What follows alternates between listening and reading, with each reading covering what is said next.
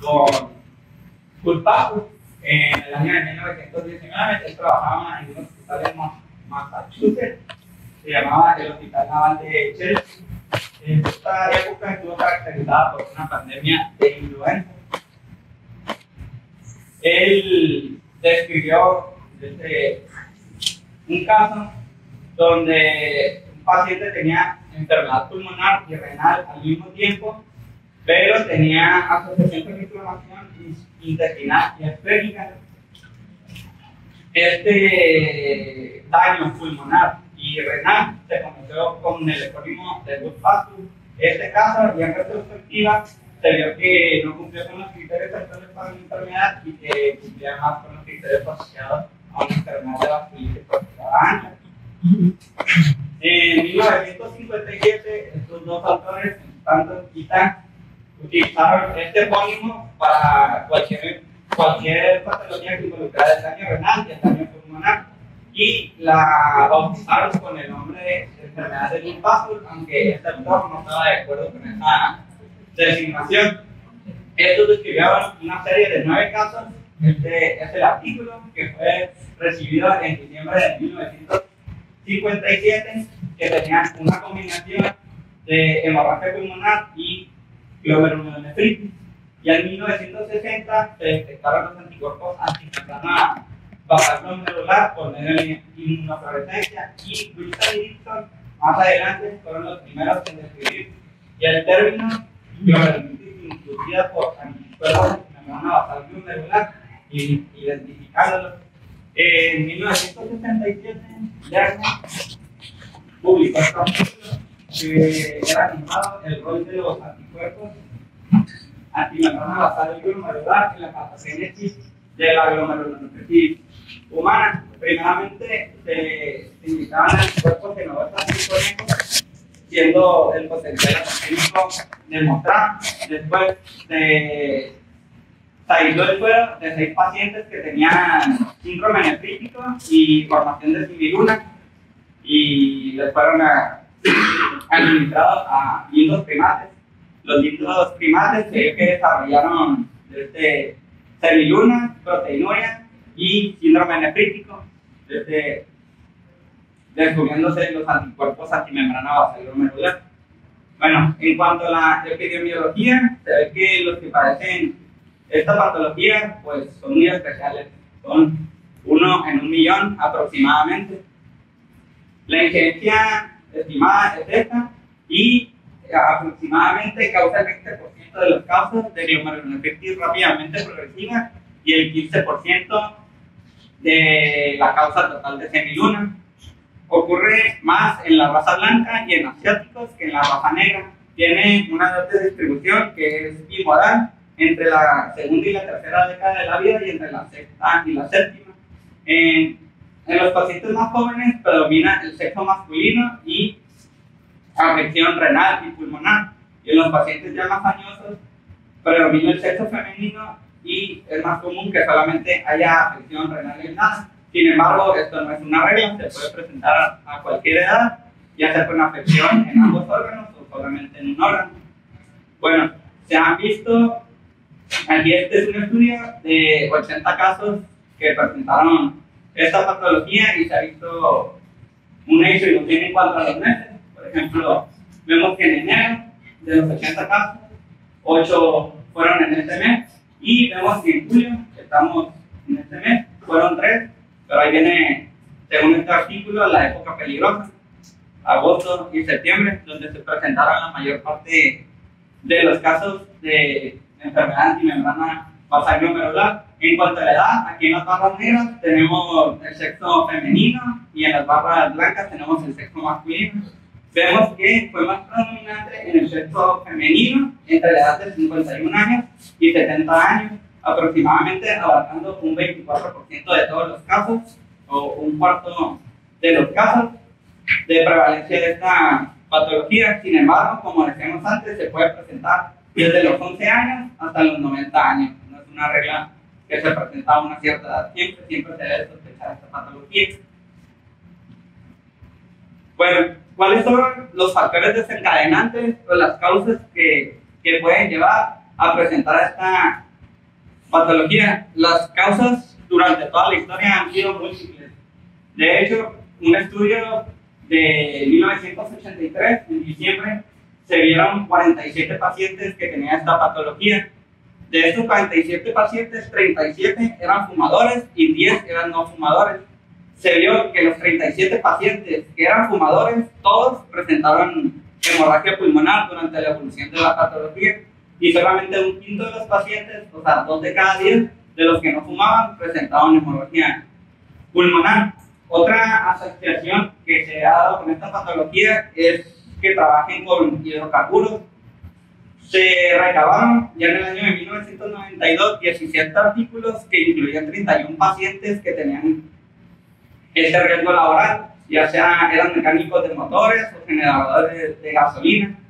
Otro grupo de pacientes que se ha visto mayor prevalencia de esta enfermedad son los tratados para esclerosis múltiple con alemtuzumab. Estos pacientes, se ha visto que el riesgo persiste hasta después de 4 años de retirado del medicamento. Y pues la asociación más prevalente que se ha visto es una infección viral de influenza A2 o incluso una infección de gripe común antes de la presentación de la enfermedad. Sería como un pródromo. También antígenos glucositarios humanos se han visto que hacen a los pacientes más susceptibles o menos susceptibles a padecer la enfermedad. Por ejemplo, en este estudio nos dice que la susceptibilidad a los anticuerpos antimembrana basal glomerular están fuertemente asociados con el antígeno glucositario humano DRB1. Igualmente, en este artículo nos recalca que está involucrado con el HLA DRB1, y en este igualmente aquí ya pone el 1501. Incluso los que tienen HLA DRB1 1501 y son tratados con alemtuzumab deben de ser más propensos de presentar esta enfermedad. Y estos 3 artículos concluyen que el antígeno leucocitario DRB1 1501 y 1502 y el antígeno leucocitario DR2 tienen más susceptibilidad a los pacientes que los presentan, y el DR7 y el DR1 son protectores. ¿Cuáles son otras causas? Otros factores desencadenantes para presentar esta patología. Se ha visto en series de casos que la litotripsia. ¿Cuál es la justificación de que la litotripsia pueda desencadenar una enfermedad antimembrana basal glomerular? Se dice que el trauma repetido al riñón causa exposición de los antígenos o de los epítopos EA y EB, y entonces después viene la creación de los anticuerpos y adherencia a la membrana basal glomerular. Aquí vemos 2 artículos de 2 pacientes, son reportes de casos que desarrollaron esta patología después de haber recibido el litotripsia. Bueno, doctora Karen, ¿qué es la membrana basal glomerular? Es una estructura que es parte de la barrera glomerular, la barrera capilar glomerular. Se encuentra en la capa de pulmoncitos y tapa la membrana, y básicamente está compuesta de la membrana cerebral, que viene siendo el suelo corporal y Bueno, la membrana basal glomerular, que es a donde van dirigidos los anticuerpos, porque ahí está el antígeno, forma parte del esqueleto del penacho glomerular. Es una estructura trilaminar que está compuesta por la lámina rara externa, la lámina rara interna y la lámina densa. Está compuesta prácticamente de 4 elementos. El más abundante es el colágeno tipo 4, seguido por la laminina 1, el nidógeno y el protoglucano de paransulfato, que es el que le da la electronegatividad a la misma. Bueno, como decíamos, es el esqueleto del penacho glomerular. En el aspecto externo está cubierta por podocitos o por las hendiduras podocitarias, y en su aspecto interno está cubierto por las células endoteliales y por el mesanquio. Aquí va a estar el blanco antigénico. Ahorita lo vamos a ver un poquito más de cerca. Bueno, el blanco antigénico está adentro del colágeno tipo 4. El colágeno tipo 4 es una familia compuesta de 6 cadenas que van desde la alfa 1 hasta la alfa 6. Cada compuesto tiene un extremo terminal 7S y un extremo terminal no colagenoso tipo 1. Aquí los vemos y aquí también vamos. Aquí tenemos las 6 cadenas de la alfa 1 a la alfa 6. Estas se van a unir en tercias o se van a trimerizar para formar protómeros. Aquí tenemos 3 protómeros. Aquí, este es un ejemplo de alfa 1 y alfa 2, alfa 3, alfa 4 y alfa 5, y alfa 5, alfa 5 y alfa 6.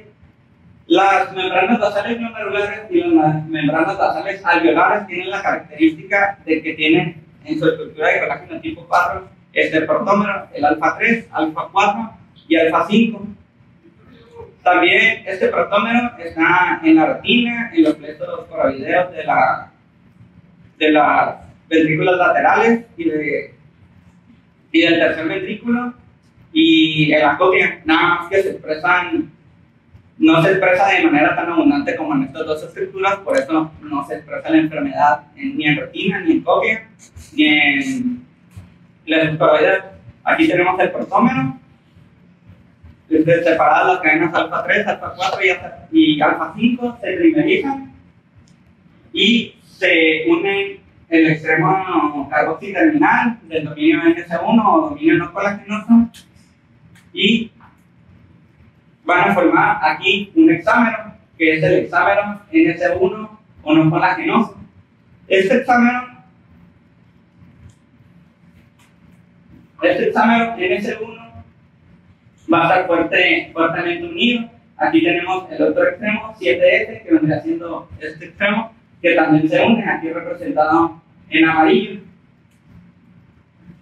Todo esto está reforzado por fuerzas hidrofílicas e hidrofóbicas.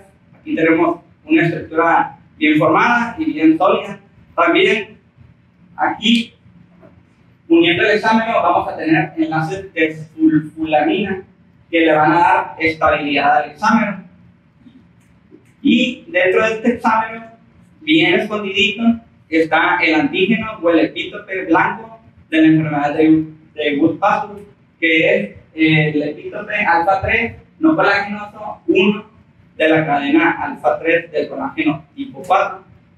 Aquí tenemos otra vez representadas las 3 cadenas, se trimerizan, forman el protómero, y aquí las tenemos en la forma no patológica, vienen unidas por los puentes de disulfuro.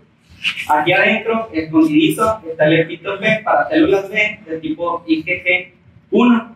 Pero ¿qué pasa si el paciente es susceptible, que tiene antígenos leucocitarios humanos que hacen más frecuente esta enfermedad y aparte tienen desencadenantes ya descritos antes en los artículos, como irritantes químicos como fumar, hidrocarburos, incluso algunas otras patologías como nefropatía membranosa asociadas a ANCA o alguna infección, que habíamos dicho que en la mayoría de los pacientes hay un prodromo de infección pulmonar.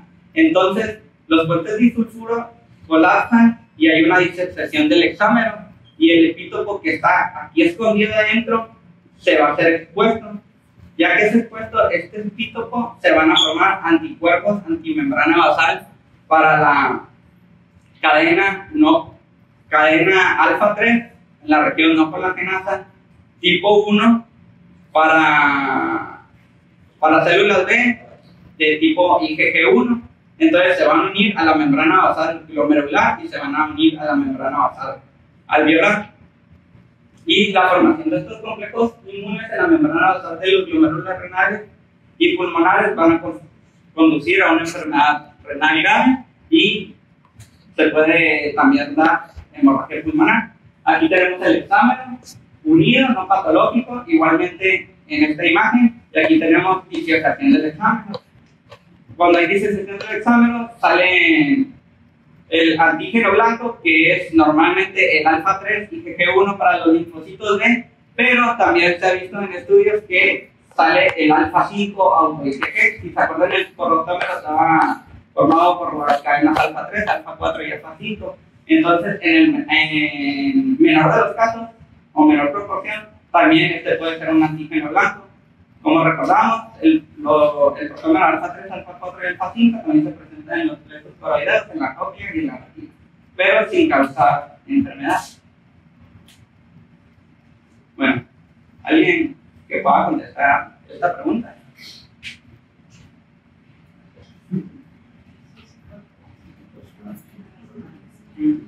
Bueno, la enfermedad antimembrana basal glomerular y el síndrome de Alport son enfermedades de la colágena.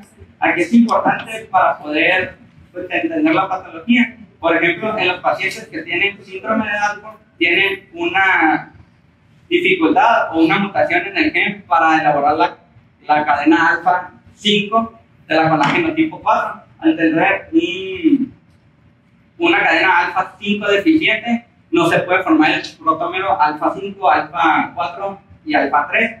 Y entonces se empiezan a formar cadenas alfa 1 y alfa 2 que remedan a una membrana basal glomerular de tipo fetal. Entonces, al no tener el protómero alfa 3, alfa 4 y alfa 5, no se expresa la enfermedad en estos pacientes.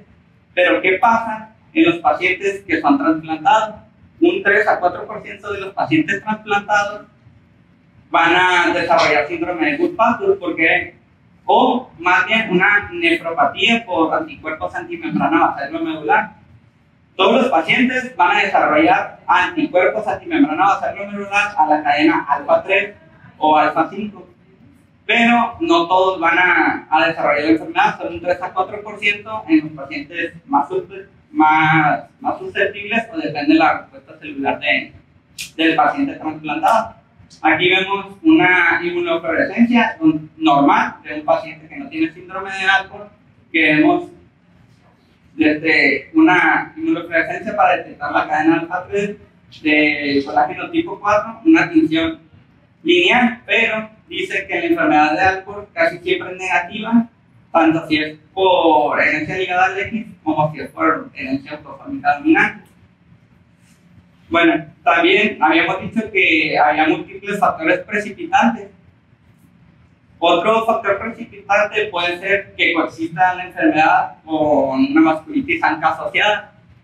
Esta no se sabe si es primero o es después. Se puede presentar de las dos formas. Existen varias teorías. Por ejemplo, existe la teoría de que el daño producido por los ANCA ponen al descubierto los epítopos.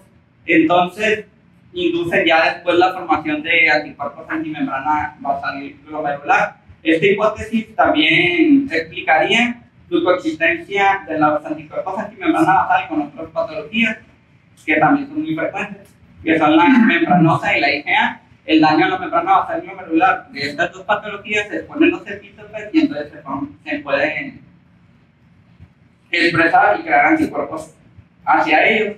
En contra, se encuentra la descripción de los casos en que primero fueron los ANCA y después fueron los anticuerpos antimembrana basal glomerular, y vamos a sospechar pues, laboratorialmente, porque normalmente son PANCA positivos y en los peroxidasa positivos. La inmunofluorescencia va a ser autoinmune y va a dar un patrón prenuclear y normalmente va a tener síntomas sistémicos asociados. Bueno, ¿cuál es la etiopatogenia de esta patología? Pues decíamos, se exponen los epítopos escondidos en la cadena alfa 3 del colágeno tipo 4 de la membrana basal glomerular y la alveolar.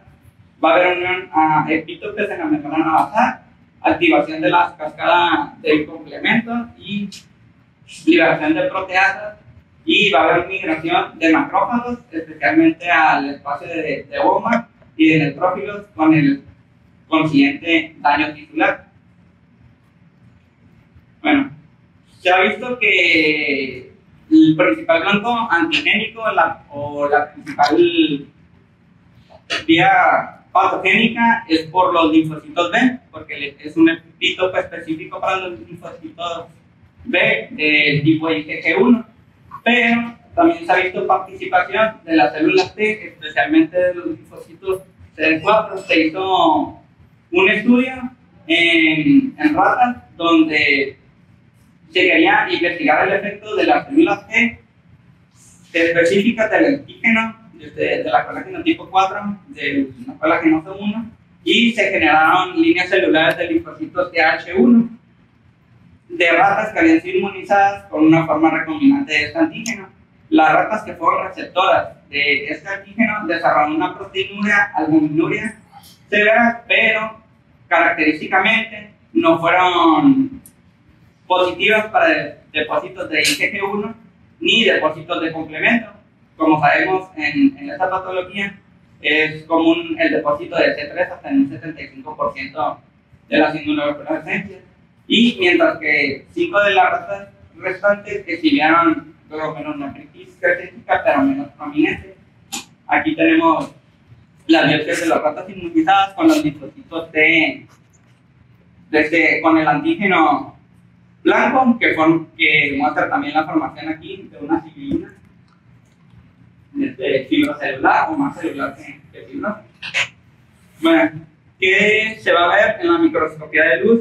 La formación de semilunas en el 95% es el signo patológico característico de esta patología. ¿Cómo se define una semiluna? Es al menos la presencia de dos capas de células que llenan circunferencial o parcialmente el espacio de Bowman.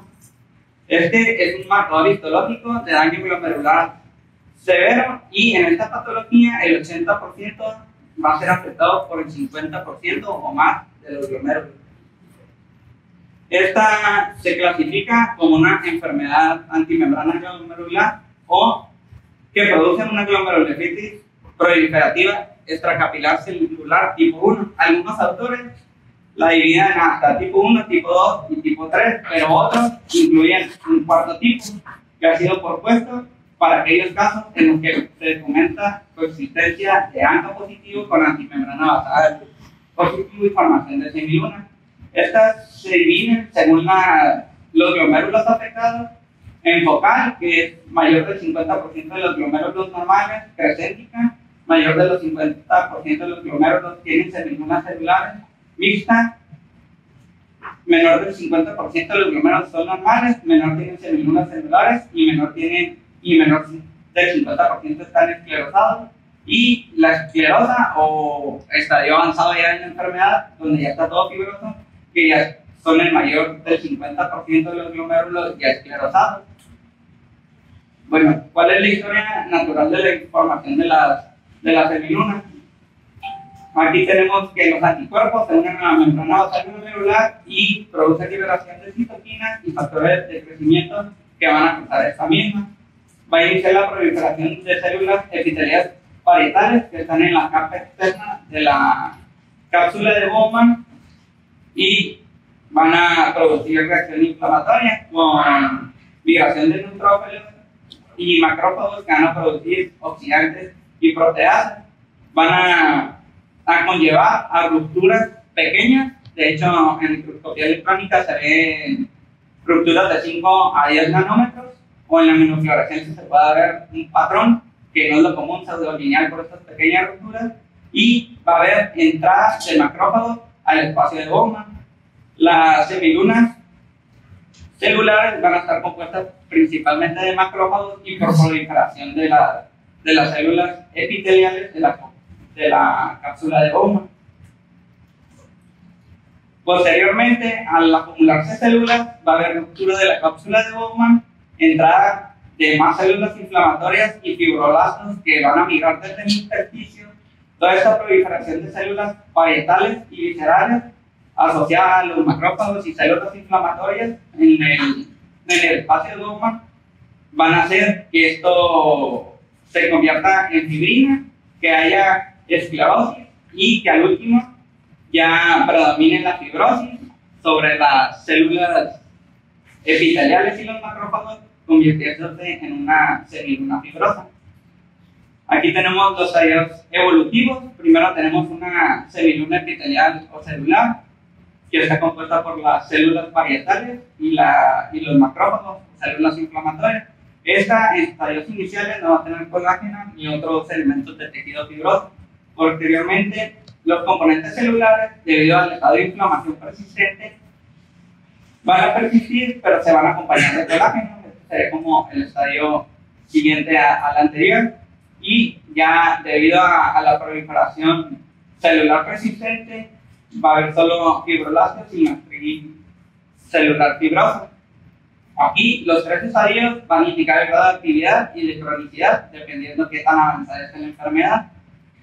Una característica importante, aunque no es una regla, es que en esta enfermedad, a diferencia de las vasculitis asociadas a ANCA, las semilunas se van a encontrar en un estadio de la misma edad, ya sea que sean celulares, que sean fibrocelulares o que sean simplemente fibrosas. Aquí vamos a presentar un ejemplo de cada una de las semilunas. Aquí tenemos el penacho glomerular, que es esto que está, bueno, esta es una adquisición de placa, y tenemos aquí el penacho glomerular como está todo recaído, y tenemos una semiluna epitelial o una semiluna celular, aquí pues compuesta de prácticamente, pues fácilmente más de 2 capas. Aquí tenemos todas las capas. Esta es una semiluna fibroepitelial. Vemos aquí cómo ya hay más esclerosis, pero dentro de la esclerosis o de la fibrosis tenemos igual capas que siguen aquí presentes. Al seguir presente la inflamación, esto se empieza a fibrosar ya todo. Entonces ya este es un estadio avanzado de la enfermedad, donde vemos prácticamente una semiluna fibrosa y solamente compuesta aquí de colágeno. Bueno, en la enfermedad temprana hay cambio proliferativo segmentario o infiltración de neutrófilos o linfocitos, y ya en la enfermedad grave hay ruptura, como decíamos, de la cápsula de Bowman, hay inflamación periglomerular y formación de granulomas con células gigantes multinucleadas en algunas ocasiones. Bueno, ya entrando a la clínica, normalmente está precedida de un proceso infeccioso o de algún irritante, ya sea químico, laboral, susceptibilidad genética, y la mayoría, como decíamos, va a tener formación de semiluna, principalmente celular y después fibrosa. Se presenta como una enfermedad rápidamente progresiva, que la definimos en las clases anteriores. Se va a presentar con una evolución de días de semanas a meses, a diferencia del cierre renal aguda que se presenta en días. Y en un tercio de los pacientes no va a haber concomitantemente hemorragia pulmonar, pero ya vimos que la exposición a hidrocarburos, los pacientes que fuman, incluso la sobrecarga de volumen puede hacer que los epítopes de la membrana basal alveolar se expongan y también hay una hemorragia pulmonar. Normalmente va a haber proteinuria subnefrótica, pero puede coexistir con una nefropatía membranosa o con un patrón histológico de nefropatía membranosa en 2/3 de los casos. Y normalmente la hematuria va a ser glomerular. La clínica concomitantemente se va a dar con hemorragia pulmonar en un 40 o un 60% o en 2/3 de los casos. Esta se va a caracterizar por tos, disnea y hemoptisis. También por el sangrado pulmonar va a haber anemia y deficiencia de hierro. Como decíamos antes, normalmente tiene antecedente de insulto adicional al pulmón, con infección pulmonar, sobrecarga hídrica, toxicidad por vapores inhalados o efectos sistémicos de algunas citoquinas también son posibilidades desencadenantes. Bueno, ¿cómo vamos a hacer el diagnóstico? El diagnóstico se va a basar en la detección de los anticuerpos antimembrana basal circulantes en conjunto con los datos clínicos que vamos a tener de los pacientes. Aquí en el compresio tiene una tablita donde prácticamente todos los pacientes se presentan como rápidamente progresiva y del 70 al 90% tienen síntomas sistémicos como fatiga, pérdida de peso, artralgia y mialgias son raras. Y los pacientes van a tener hipertensión, pero normalmente van a ser secundarios a la oligoanuria y a la sobrecarga de volumen. Y en cuanto a laboratoriales, vamos a tener el complemento normal, anemia en casos de hemorragia alveolar, la creatinina elevada, hematuria, proteinuria Y en inmunofluorescencia vamos a tener depósitos de C3 en un 65% de los casos, pero con una característica de que nunca va a ser más intensa la inmunofluorescencia para C3 que para IgG1, y se va a acompañar de inmunoglobulina A o inmunoglobulina M en aproximadamente 10 a 15% de los casos. Bueno, ¿cómo hacemos el diagnóstico? Hay tres grandes rubros. Primeramente, las manifestaciones renales, ya sea con evidencia de hemorragia pulmonar o no hemorragia pulmonar, los hallazgos patológicos con glomerulonefritis con formación de semilunas en inmunofluorescencia positiva para IgG1 y la identificación de los anticuerpos circulantes en el plasma, antimembrana basada en glomerular, ya sea en suero o en tejido renal normal. Bueno, las pruebas serológicas para estos anticuerpos son por definición una prueba de laboratorio que se debe realizar de manera inmediata o de manera urgente. De hecho, deben de estar disponibles en un mundo ideal dentro de las primeras 24 horas para los pacientes que se presentan con rápidamente progresiva. ¿De qué va a depender la sensibilidad y especificidad de estas pruebas? Va a depender de la pureza en la preparación del antígeno. Mientras más vayan dirigidos hacia la región no colagenasa tipo 1 del colágeno tipo 4, más específicos y más sensibles van a ser. Se realizan particularmente cuando al principio, ya sea por uremia, por sangrado, por anemia, por disfunción de los tiempos de coagulación, la biopsia va a estar contraindicada al inicio o cuando tardan mucho en darte los resultados, pero indeterminadamente siempre va a ser necesaria la biopsia renal. Siempre se debe hacer en estos pacientes para confirmar el diagnóstico, ya que es el estándar de oro. Aquí es importante diagnosticar rápido, porque de no tratarse la enfermedad y una vez formada la semiluna y teniendo datos de cronicidad en la biopsia renal o iniciada la terapia de reemplazo renal, ya es muy difícil que el paciente vuelva a recuperar la función renal, o sea que mientras más rápido el tratamiento es mejor el pronóstico. ¿Cómo se pueden identificar los anticuerpos antimembrana basal mediante pruebas serológicas?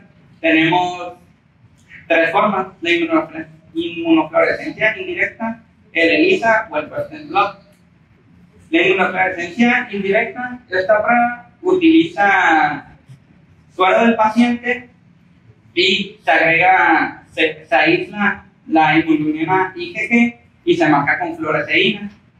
Esto se induce en un riñón normal. Ya puede ser este riñón normal, puede ser de algún primate o puede ser algún tejido de riñón humano. Si pinta igual para IgG1, en las membranas basales glomerulares se dice que el resultado es positivo. Aquí tenemos una imagen donde pinta para las membranas basales glomerulares y para algunos túbulos. Aunque no es específica para los túbulos, en los túbulos distales puede haber colágeno tipo 4, en los túbulos proximales y en toda la demás, el sistema tubular no se expresa tanto. ¿Cuál es como en contra de que se realice esto? La poca sensibilidad que tiene una tasa alta de falsos negativos, de hecho tan alta como el 40% en algunas series, y es poco sensible en enfermedad avanzada. Y otra desventaja es que no es cuantitativo, o sea, no podemos medir cuántas unidades de anticuerpos antimembrana basal tiene, porque lo único que estamos viendo es que se adhieran a la membrana basal glomerular. Bueno, otro examen para detectar los anticuerpos en el suero es el ELISA. Este es mejor que la inmunofluorescencia indirecta porque es un examen que puede ser cuantitativo.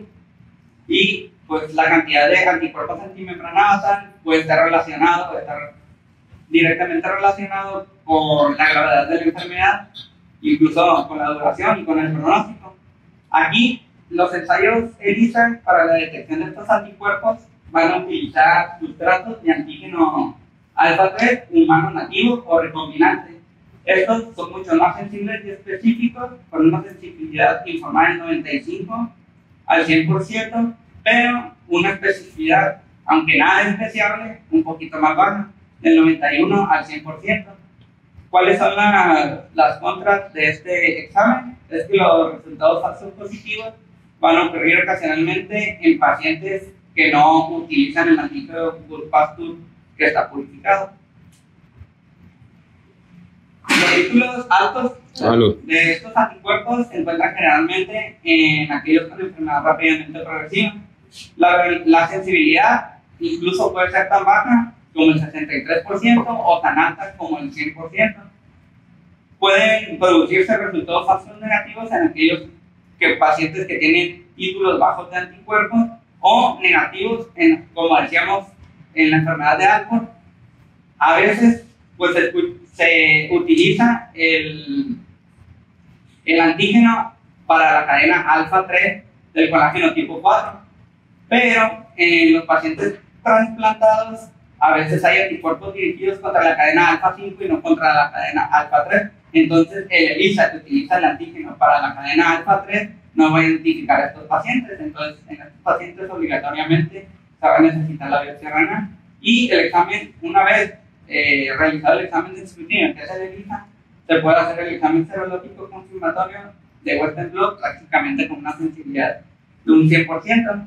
En este artículo estudiaron cuatro ensayos ELISA comerciales para determinar la sensibilidad y la especificidad del diagnóstico, ya confirmado posteriormente por biopsia renal. Se utilizaron 4 ensayos: el VAR-ELISA, el ELIA, el ELISA y el Immunoscan. Los primeros 2 utilizaron como antígeno la cadena alfa 3 recombinante humana de colágeno tipo 4 que estaban expresadas en las células de insectos. En el ELISA utilizaba el antígeno de la cadena alfa 3 humana purificada extraída del colágeno tipo 4, y el Immunoscan utilizaba el antígeno de la unidad M2 de la unidad no colagenosa tipo 1 del colágeno tipo 4, y se vieron sensibilidad, especificidad, valor predictivo negativo, valor predictivo positivo. Aquí se ve que la sensibilidad más alta fue con el ensayo de ELISA Immunoscan, aquí con un 100%. La especificidad se vio que fue mayor en los pacientes con ELIA. El valor predictivo positivo fue mayor igual en los pacientes que utilizaron el ensayo de ELIA, y el valor predictivo negativo fue mayor en los pacientes que utilizaron el Immunoscan. Pero en general los pacientes fueron comparados con la biopsia renal, que fue el estándar de oro. El examen de ELISA tuvo una sensibilidad del 95.85% para detectar los anticuerpos antimembrana basal, una especificidad del 95.8%, un valor predictivo positivo de 92.75% y un valor predictivo negativo del 98.1%.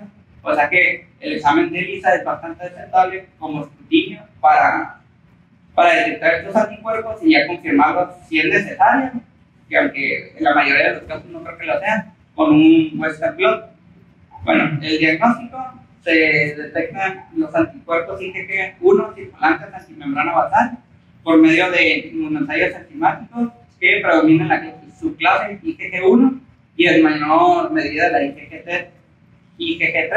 El Western blot, una vez realizado el ELISA, es un examen más específico, y en caso de contraindicación de biopsia renal se recomienda tener el resultado antes o a las 24 horas, ya que el inicio del tratamiento, como habíamos dicho antes, de requerir terapia de reemplazo renal puede tener un impacto importante en el pronóstico, o más bien tener un impacto en el pronóstico. Como decíamos, el gol estándar es la biopsia renal. Que vamos a encontrar en la biopsia renal? En la microscopía de luz ya habíamos visto que vamos a encontrar la semiluna, pero el examen más específico es la inmunofluorescencia directa. La inmunofluorescencia va a mostrar típicamente una fuerte apariencia lineal, o se puede llamar en cinta. Aquí todo corrido, las membranas basales glomerulares dan positivos para el antígeno IgG1 o IgG3 en menor medida. La inmunoglobulina IgG es de usar y se acompaña de IgG IgM en un 10 a 15% y depósitos de C3 en un 75%. Una regla es que los depósitos de C3 deben de ser menos intensos que los depósitos de IgG. Aquí tenemos igualmente una inmunofluorescencia que muestra una tinción lineal. Se puede ver en algunos casos pseudolineal por los huecos de 5 a 10 nanómetros que tenemos debido a la ruptura de la membrana basal glomerular, pero casi siempre nada más son visibles en la microscopía electrónica, que normalmente no está disponible. Bueno, aquí es importante también si hay recurrencia o no después del trasplante. Es una de las patologías, a diferencia de otras glomerulopatías, en las que la recurrencia es poco frecuente. Incluso si no se encuentran anticuerpos antimembrana basal circulantes durante los próximos 6 meses, el trasplante ya está indicado y va a haber una recurrencia de la patología en menos del 5%. Es importante que se puedan encontrar los depósitos en inmunofluorescencia de IgG1, pero sin causar enfermedad renal. Aquí también es importante que en caso de que la enfermedad sí recurra después del trasplante, va a haber pérdida del injerto en aproximadamente la mitad de los pacientes. O sea, recurre poco, pero si te toca que recurra, va a haber pérdida del injerto en 1 de cada 2 pacientes. ¿Cuáles son los diagnósticos diferenciales? Bueno, en la inmunofluorescencia tiene características muy similares con la nefropatía diabética y la nefropatía fibrilar, ya que estas dos son positivas linealmente para IgG, pero una característica diferencial es que va a ser más intensa en la antimembrana basal que en estas dos patologías, en la fibrilar y en la nefropatía diabética, aparte de las características clínicas, de la historia de diabetes. Aquí tenemos los nódulos en la flechita azul, que también son positivos en la inmunofluorescencia, y en la fibrilar, pues el diagnóstico definitivo, como sabemos, se hace con la microscopía electrónica, que son fibrillas aproximadamente de 10 a 20 nanómetros, con disposición desorganizada. Aquí tenemos una inmunofluorescencia de nefropatía diabética, que es frecuente encontrar depósitos de IgG que se acompañan de albúmina, lo cual no es común en la enfermedad antimembrana basal glomerular, y adoptan un patrón parietal o en cinta. Aquí, como decíamos, la tinción suele ser más tenue que la enfermedad antimembrana basal glomerular. No suele verse inmunotensión con fracciones de complemento, a diferencia de la antimembrana basal glomerular, que se ven depósitos de C3, y la tinción lineal con albúmina ayuda a diferenciar la enfermedad antimembrana basal glomerular, como vemos en las letras negritas. Y la nefropatía poránica igualmente se manifiesta en la mayoría de los casos con semiluna, pero la inmunofluorescencia, en caso de no coexistir enfermedad antimembrana basal glomerular, va a ser negativa o débilmente positiva, siendo falso inmune. Aquí tenemos una inmunofluorescencia de glomerulitis fibrilar. Vemos como también todas las membranas basales glomerulares están teñidas, pero tienen un patrón diferente. Aquí también está teñido el mesanquio. Y pues las características en microscopía electrónica, y normalmente esta patología se presenta como un síndrome nefrótico con proteína arriba de 2.5. Aquí tenemos otros diagnósticos diferenciales ya de acuerdo a la clínica. La antimembrana basal glomerular se presenta con glomerulonefritis y hemorragia alveolar pulmonar en un 20 a 40% de los casos, y en un 60 a 80% de los casos otras enfermedades con vasculitis sistémica como la granulomatosis con colangitis microscópica, incluso un lupus eritematoso sistémico, un subpestrado, una vasculitis por IgA, una púrpura de Heno-Schönlein, síndrome de Behçet, vasculitis reumatoide y algunas drogas. Aquí es importante saber que no todo síndrome de Goodpasture nos va a dar una enfermedad de Goodpasture, nos va a dar diferentes patologías, nada más que el epónimo se utilizó debido, por eso es importante conocer la historia, al paciente que en 1919 se descubrió con una afectación renal y una afectación pulmonar. Bueno, ¿cuáles son los factores de mal pronóstico? Van a ser la oligonuria al principio de la patología, el mayor número de semilunas, o que las semilunas prevalezcan las de tipo fibroso sobre las de tipo celular, debutar con una creatinina mayor de 6, que el paciente esté en hemodiálisis, ya que significa que los anticuerpos circulantes ya dañaron el riñón, a pesar del tratamiento, y que es importante que los pacientes que dependen de la diálisis al inicio del tratamiento tienen entre un 85 y 100% de semilunas glomerulares, casi por regla. No van a recuperar la función renal y van a necesitar terapia de reemplazo renal a largo plazo. Y, bueno, el tratamiento, no sé si para hacerlo la siguiente clase. Mucho lo que Pues es una clase completa ya de pues, queda como 8 minutos, ¿no? Pero, como para la clase, ¿no?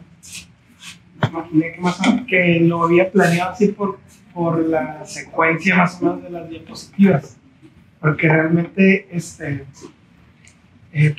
habitualmente hablas de recurrencia del trasplante al final, la mujer en mayoría, pero si quiso a lo mejor partir con el tratamiento, está bien, que sí, puede ser mucho que hablar, ¿no? Aunque desde mi punto de vista, o sea,